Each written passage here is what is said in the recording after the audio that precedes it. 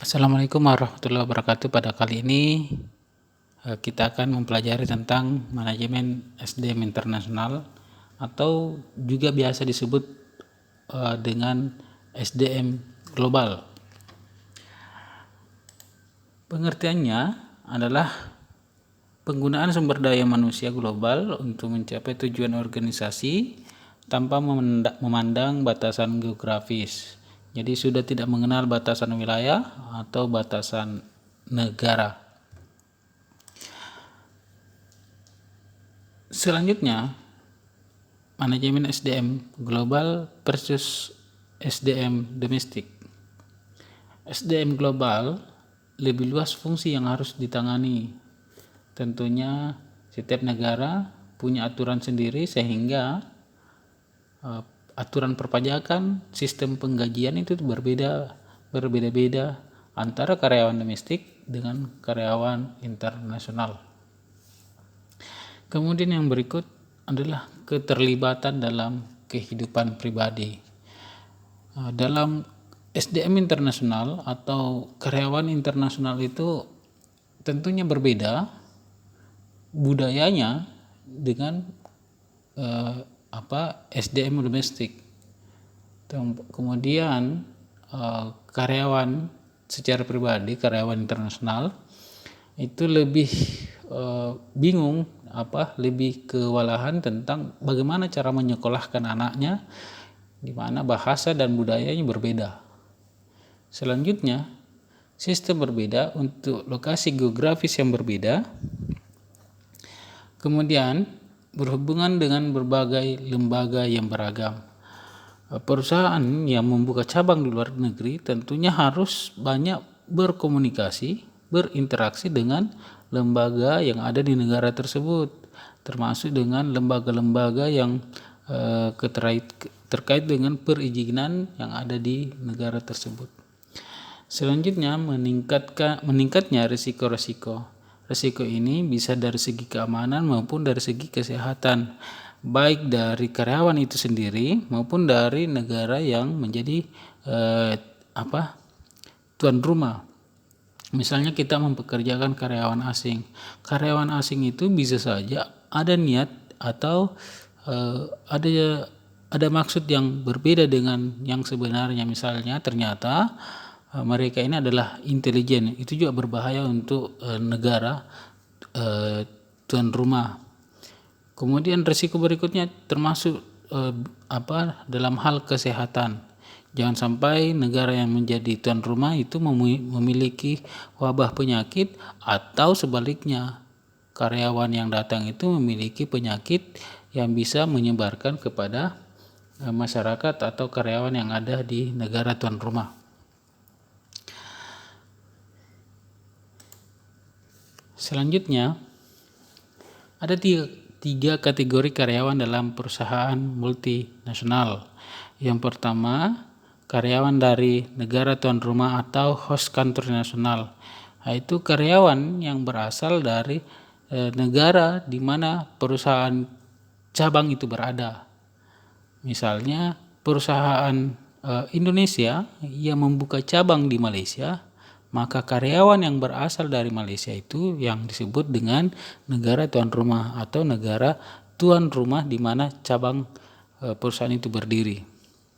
Kemudian yang berikut adalah karyawan negara asal atau parent country nasional atau karyawan yang berasal dari negara induk perusahaan.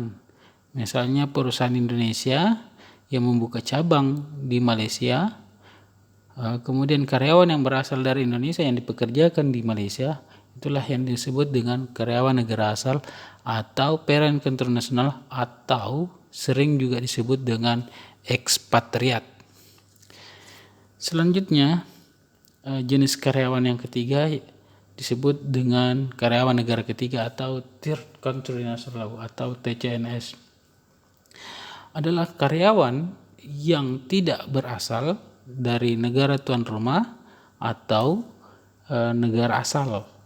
Misalnya perusahaan Indonesia yang membuka cabang di Malaysia, namun karyawan tersebut berasal dari India atau Pakistan atau negara yang tidak berasal dari negara tuan rumah atau negara asal. Itulah yang disebut dengan karyawan negara ketiga.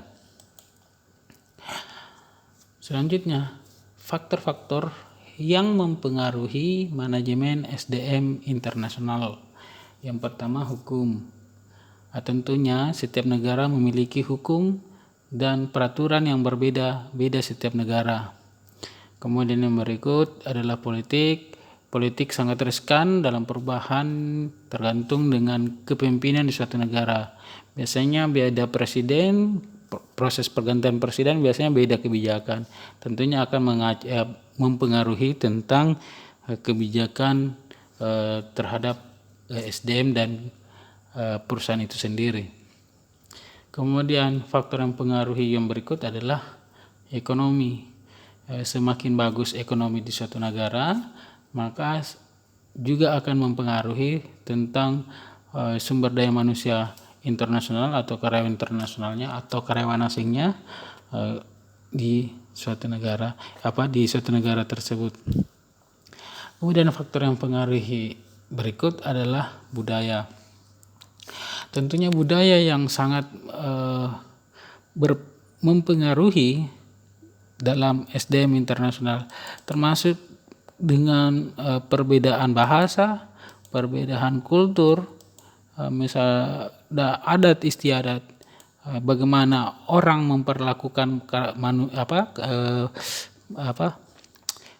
karyawan asing itu sangat berbeda-beda. Apakah bisa juga ada negara yang menganggap bahwa karyawan asing itu sebagai ancaman, bisa juga seperti itu. Jadi itu faktor-faktor yang mempengaruhi MSDM internasional. Kemudian masalah-masalah manajemen SDM bagi perusahaan global. Yang pertama yang tadi, hambatan-hambatan kebudayaan, termasuk bahasa yang tadi yang sudah saya sebutkan. Kemudian masalah kultural budaya, contoh kebudayaan orang Indonesia yang mayoritas Muslim, yang setiap hari Jumatnya itu adalah melaksanakan ibadah sholat Jumat, di mana manajer-manajer asing ya tidak selamanya memahami hal itu. Kemudian yang berikut, masalah SDM yang berikut adalah proses-proses manajemen. Ya, proses-proses manajemen yang tentunya berbeda karena biasanya terkait dengan sistem perpajakan, sistem kompensasi, sistem pembayarannya. Tentunya bagaimana audit kinerjanya biasanya berbeda karena standar kinerjanya berbeda. Tentunya biasa kalau karyawan internasional standar atau kinerja yang diharapkan jauh lebih tinggi karena biasanya memang mereka itu dibayar lebih mahal ketimbang karyawan yang berasal dari negara tuan rumah, sehingga standar kinerjanya juga lebih tinggi. Kemudian penempatan atau staffing policy atau kebijakan kepegawaian. Yang pertama adalah ethnocentric approach, di mana seorang manajer itu berasal dari perusahaan induk atau biasanya digunakan ekspatriat. Alasan menggunakan ethnocentric approach adalah kurangnya individu yang kompeten dari dalam negeri. Kemudian yang berikut, tujuannya adalah transfer ilmu pengetahuan maupun teknologi. Jadi alasan penggunaan manajer-manajer internasional itu atau ethnocentric approach itu adalah transfer pengetahuan dan teknologi. Kelemahannya yaitu adalah terbatasnya akses atau kesempatan bagi mereka yang berkewarganegaraan setempat. Kemudian berikut, dengan terbatasnya kesempatan bagi karyawan setempat akan meningkatkan turnover exit atau tingkat keluarnya karyawan atau berhentinya karyawan dari perusahaan. Kemudian yang berikut, kelemahannya adalah terjadinya cultural myopia atau kegagalan perusahaan mengerti budaya setempat. Juga pada implementasi pemasaran atau marketing dan implementasi dalam hal manajemen karena perbedaan budaya. Kemudian yang berikut adalah polycentric approach, di mana perusahaan induk mendudukkan posisi manajernya itu berasal dari berasal dari negara tuan rumah. Alasannya terkadang karena perusahaan induk tidak mengalami culture mafia. Kemudian yang berikut adalah dengan menggunakan karyawan negara tuan rumah, maka akan menekan biaya karena ekspatriat atau negara atau karyawan yang berasal dari asal perusahaan itu lebih mahal kompensasinya. Kelemahannya, kesempatan terbatas untuk mendapat pengalaman di luar negara. Jadi karyawan itu tidak mendapatkan pengalaman di luar dari negaranya. Selanjutnya adalah ada kesenjangan antara karyawan dalam negeri dengan ekspatriat. Ya, tentunya biasanya terkait dengan bahasa, kemudian loyalitas, nasionalisme, dan perbedaan budaya lain-lain. Kemudian yang berikut adalah regiocentric approach, yaitu memilih warga negara regional untuk menduduki posisi baik dari asal maupun dari negara sewilayah. Misalnya mendudukkan manajer